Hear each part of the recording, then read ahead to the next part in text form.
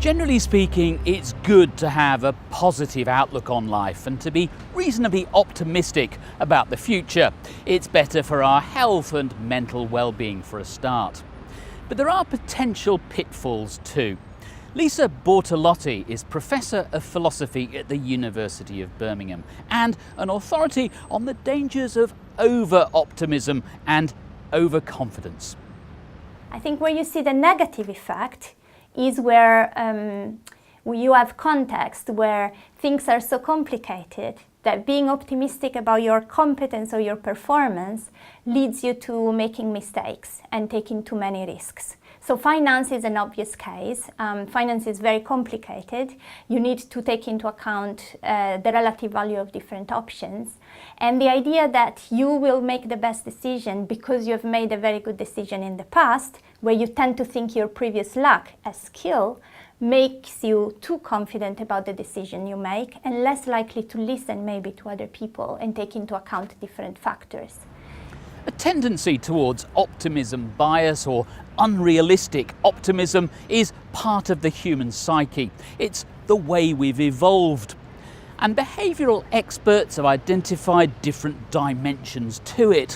One of these they refer to as the illusion of control.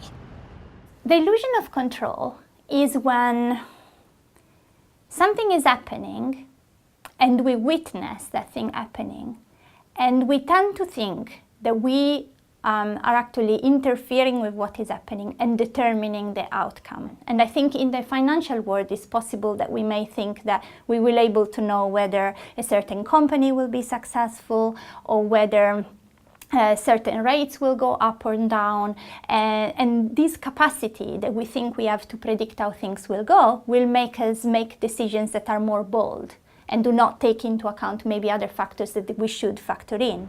Another aspect of optimism bias is the so-called illusion of superiority. In other words, thinking we're better at something than we actually are. The superiority bias, which is also called the better than average effect, is the idea that we tend to think of ourselves as better than average in a number of domains. So we may think that we are more attractive, smarter, more generous as well. Now, the better than average effect is being observed across the board, and it normally works in combination with the optimism bias to make us make predictions about the future that are too positive, too rosy. Because if I think I have a lot of skills and a lot of capacities, and I think things that are negative will not happen to me, then I will think that I can control what happens in the future and I can determine a future that is happy for me. Again, it's good to be optimistic and confident to a point.